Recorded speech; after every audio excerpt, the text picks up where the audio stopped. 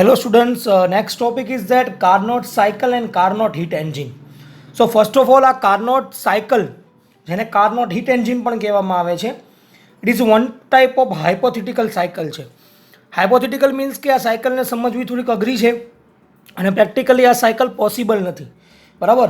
So in a Carnot cycle હોય એટલે તમને ખબર છે કે જ્યારે સાયકલ વર્ડ આવે ત્યારે આપણી પાસે ટોટલ 4 પ્રોસેસ હોય, બરાબર. તો આની અંદર કઈ કઈ 4 પ્રોસેસ છે? સો આ કાર્નોટ સાયકલની અંદર ટોટલ 4 પ્રોસેસ છે. આ 4 પ્રોસેસ ભેગી થઈ અને એક આ સાયકલ બનાવે છે. તો આ 4 પ્રોસેસ કઈ કઈ છે? તો એની અંદર 2 પ્રોસેસ એવી છે, 2 process reversible isothermal process,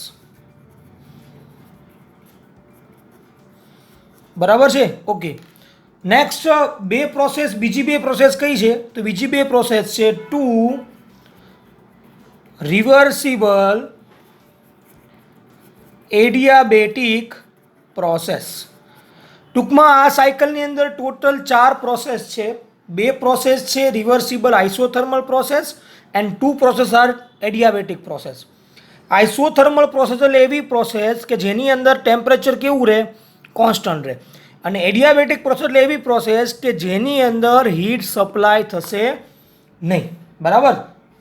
so this cycle was propose, આ સાયકલ પ્રપોઝ કરી હતી 1824ની અંદર. ફ્રેન્ચ એન્જિન હતા સાડી કાર્નોટ, બરાબર. એટલે એના નામ ઉપરથી આ કાર્નોટ સાયકલ પડી છે. તમે સમજી શકો છો અહીંયા 4 સાયકલ કેવી છે? રિવર્સિબલ સાયકલ છે, બરાબર. ઇન્ડિવિડ્યુઅલ કેવી છે? રિવર્સિબલ સાયકલ છે. ઓકે, ના હવે આપણે આ ફિગર સમજીએ. આ સાયકલને સમજવા માટે આપણે આ ફિગર સમજવી પડશે. અહીંયા મેં તમને એક સિલિન્ડર આપેલું છે, એક આ પિસ્ટન સિલિન્ડરની અરેન્જમેન્ટ છે. સિલિન્ડરને મેં પરફેક્ટલી ઇન્સ્યુલેટેડ કરેલું છે. ઇન્સ્યુલેટિંગ મીન્સ કે જેની અંદર કોઈ હીટ ટ્રાન્સફર થવાની નથી. હવે આ પિસ્ટન સિલિન્ડર છે એનો આ ભાગ ખુલ્લો છે. આટલો ભાગ તમે જે જોઈ શકો છો, અહીંથી એટલો ભાગ, એ ભાગ ખુલ્લો છે. એને બંધ કરવો તેની માટે આ સિલિન્ડર હેડ આપેલું છે. તમે આ સિલિન્ડર હેડ ફિટ કરી દો એટલે તમારું જે પણ કંઈ સિલિન્ડર છે એ પેક થઈ જાય.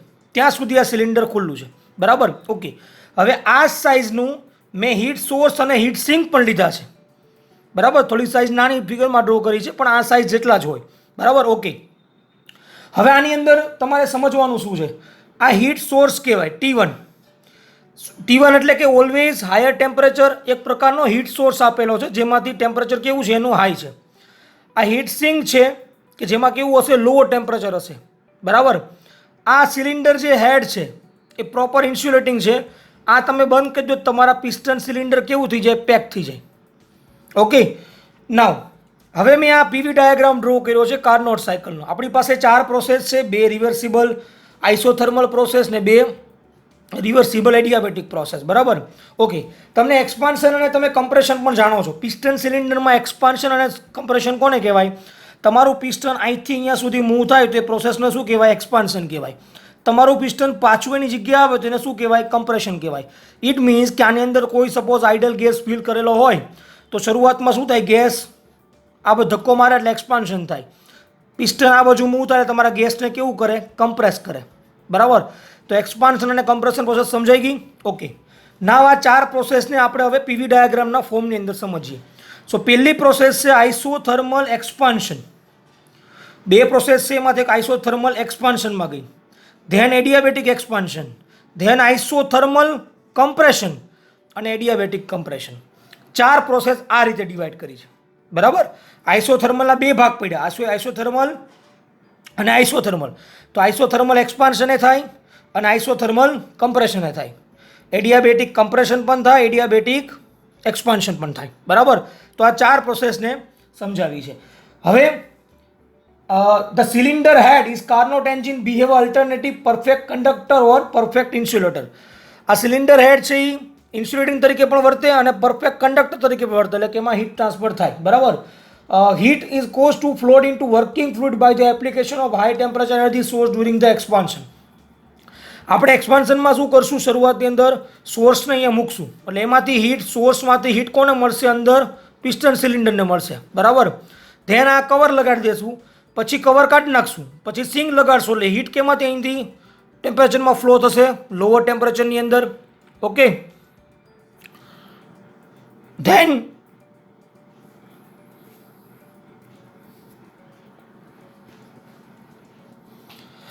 આપણે પાછું કવર લગાડશું એટલે તમારું એડિયાબેટિક થઈ જશે. બરાબર.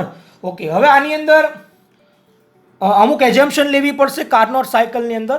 બુકમાં આપી છે તો હું એકવાર વાંચી જાઉં છું. The piston moving in a cylinder does not produce any friction during the motion. આ પિસ્ટન મૂવ થાય છે એની અંદર કોઈ ફ્રિક્શન થશે નહીં, આપણે એઝ્યુમ કરવાનું છે.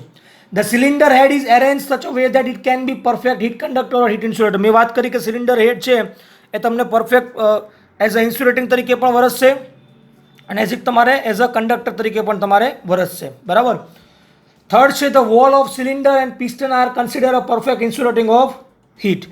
આ જે વોલ છે પરફેક્ટ ઇન્સ્યુલેટિંગ, કોઈ પણ પ્રકારની એમાંથી હીટ ટ્રાન્સફર બહાર થતી નથી. બરાબર. એક તમારે એ પણ સમજવું પડશે.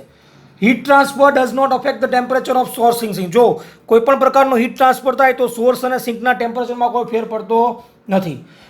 Compression and expansion process are reversible. Compression expansion પણ રિવર્સિબલ છે એવું માની લેવાનું છે, એઝ્યુમ કરી લેવાનું છે. અને વર્કિંગ મીડિયમની અંદર કેવો છે? પરફેક્ટ ગેસ છે અને કોન્સ્ટન્ટ સ્પેસિફિક હીટવાળો છે. બરાબર. ઓકે, ના હવે આપણે 1 by 1 સમજવાની શરૂ કરીએ. તો પહેલી પ્રોસેસ સમજીએ, process 1-2. Process 1-2. Okay, so in process 1-2 કેવી છે? Reversible isothermal expansion. Okay, isothermal process. So during this process, heat is supplied to the working fluid at a constant temperature. બરાબર. So this is achieved by the bringing the heat source in contact with the cylinder head and the fluid is expand isothermal at constant temperature. હવે શું થશે? સોર્સને તમે શરૂઆતની અંદર આ cylinder હેડ સુધી અહીંયા અટેચ કરી દો એટલે સોર્સ તો હાઈ ટેમ્પરેચર કહેવાય. અહીંયા કેવું હોય? ટેમ્પરેચર હોય જ નહીં એટલે લોઅર ટેમ્પરેચર કહેવાય. તો હાઈ ટુ લો તમારી હીટ શું થાય? ઓલવેઝ ટ્રાન્સફર થાય નિયમ મુજબ. એટલે હીટ ટ્રાન્સફર થશે એટ કોન્સ્ટન્ટ ટેમ્પરેચર. એટલે ઇટ મીન્સ કે અહીંયા હીટ સપ્લાય કર્યું, જુઓ હીટ સપ્લાય કર્યું Q1. બરાબર. આપણે એને Q1 કરીએ તો કંઈક એની ઉપર વર્ક ડન પણ થયું અને હીટ સપ્લાય પણ થયું. બરાબર. Because heat supply and work ડનનું ઇક્વેશન કેવું છે? આઇસોથર્મલમાં સેમ છે. બરાબર. સો આપણે હીટ સપ્લાયનું ઇક્વેશન ફાઇન્ડ કરવું કે કેટલી હીટ સપ્લાય કરી. સો આઇસોથર્મલ પ્રોસેસ તમે જુઓ, આઇસોથર્મલ પ્રોસેસની અંદર ઇક્વેશન શું હતું આપણું હીટ સપ્લાયનું? સો કે P1 V1 બરાબર ln V2 upon V1 બરાબર V2 upon V1. આ એનું હીટ સપ્લાયનું ઇક્વેશન હતું. તમે એને એમ પણ લખી શકો MR T1 ln V2 upon V1 બરાબર. PV is equal two MRT તમે લખી નાખો તો તમે આ રીતે પણ એને લખી શકો. બરાબર. તો હીટ્સ કન્ટિન્યુઅસ સપ્લાય થાય છે સોર્સ ટુ પિસ્ટનની અંદર because higher temperature to lower temperature તમે એને ડિફાઇન કરી શકો. બરાબર. ઓકે, નાવ સેકન્ડ પ્રોસેસ તમારી જે છે એ પ્રોસેસ તમારી 2-3 પ્રોસેસ છે. બરાબર. સો લખીએ પ્રોસેસ 2-3. પ્રોસેસ 2-3 પ્રોસેસ કઈ છે? Reversible adiabatic expansion. Reversible adiabatic expansion. બરાબર. હવે શું કરવાનું છે? આ સોર્સ તમારે હટાવી લેવાનો છે. સોર્સ હટાવીને તમારે જે આ સિલિન્ડર હેડ છે ને એ ફિટ કરી દેવાનો છે એટલે કેવું થઈ જશે? ઇન્સ્યુલેટિંગ તરીકે વર્તશે. So the cylinder and cylinder head behave as a perfect insulator. So no heat flow transfer. બરાબર. હવે તમે સોર્સ હટાવી લીધો ને તમે આ પાછું ફિટ કરી દીધું તો અંદર જેટલી હીટ ગઈ એટલી હીટ હવે તમારું કેવું વરસશે? એઝ અ ઇન્સ્યુલેટિંગ તરીકે વરસશે. એટલે કોઈ પણ પ્રકારની હીટ અંદરથી હવે ટ્રાન્સફર થશે નહીં. અને આ એક્સપાન્શન જે હતું શરૂઆતની અંદર એક્સપાન્શન અહીંયા ઊંધી આઇસોથર્મલ થયું. હવે અહીંથી અહીંયા કેટલું થશે? Adiabatic expansion. એટલે તમારું પિસ્ટન ધીરે ધીરે અહીંથી અહીંયા સુધી પહોંચે ત્યાં સુધી આપણે સોર્સ લીધો એટલે આઇસોથર્મલ એટલે હીટ મળતી રહી. પછી સોર્સ લઈ લીધો, પછી ઇન્સ્યુલેટિંગ આપણે ફિટ કરી નાખ્યું. બરાબર.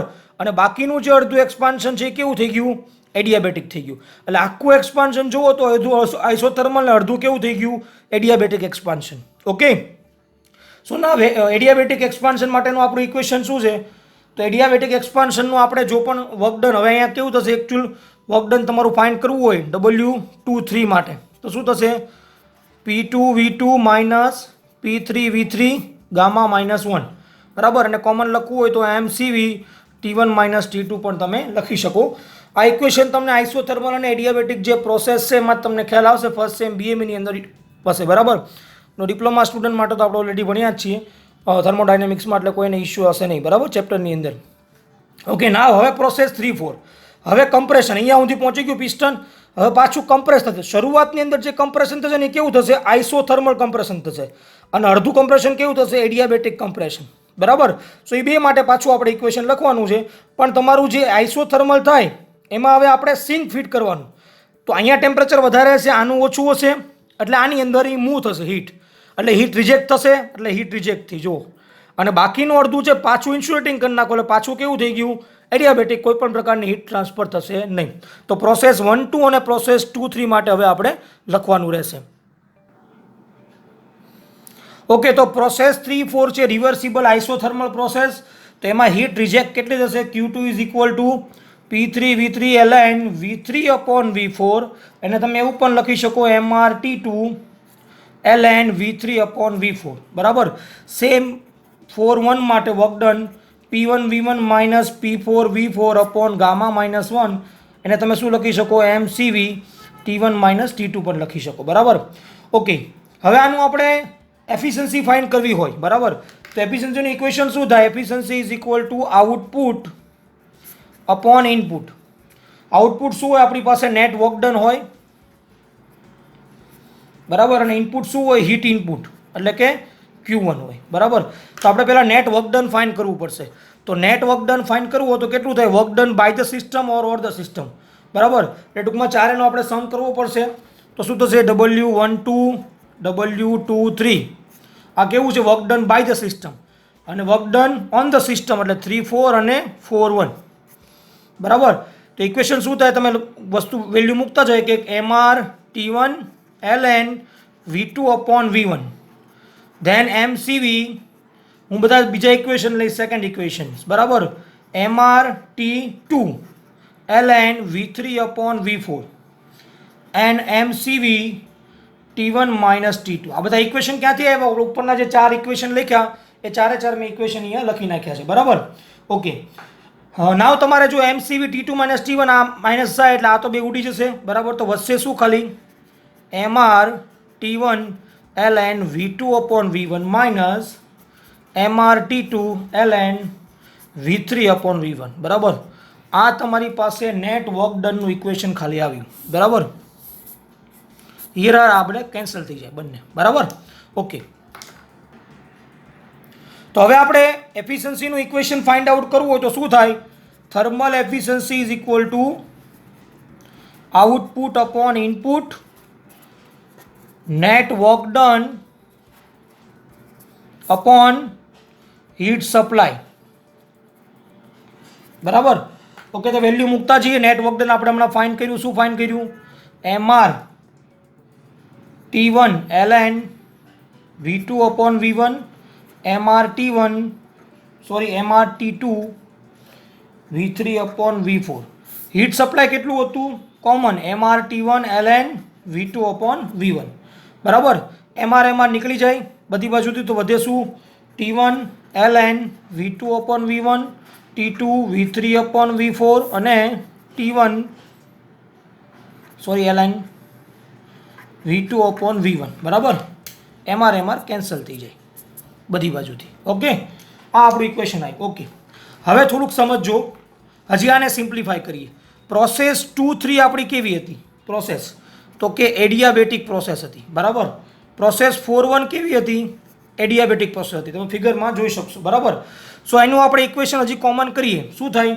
એમાં V અને T વચ્ચેનું રિલેશન એપ્લાય કરીએ એડિયાબેટિકનું ઇક્વેશન્સ.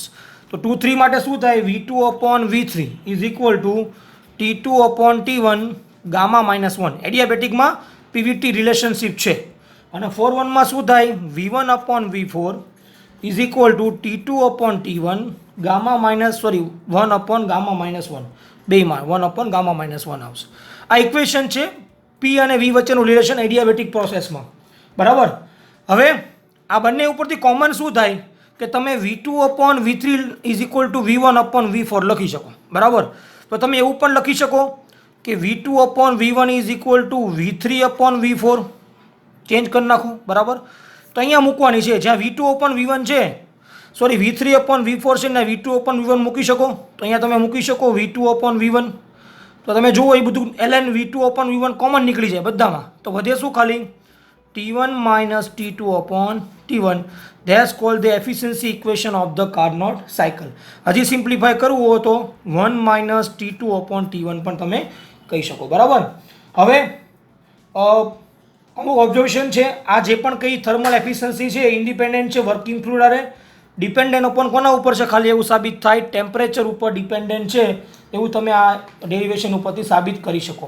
બીજું T2 0 હોય તો એફિશિયન્સી તમારી કેવી થઈ જાય 100% થઈ જાય. ઇટ મીન્સ કે however that means there is a no heat sink which violate the Kelvin Planck statement. તો તમે જો T2 0 હોય ને તો તમારું આ આખું સ્ટેટમેન્ટ વાયોલેટ થઈ જાય. બરાબર. તો એ પોસિબલ નથી. બરાબર. બીજું થર્મલ એફિશિયન્સી ડાયરેક્ટલી પ્રોપોર્શનલ છે ટેમ્પરેચર ડિફરન્ટ હશે. બરાબર.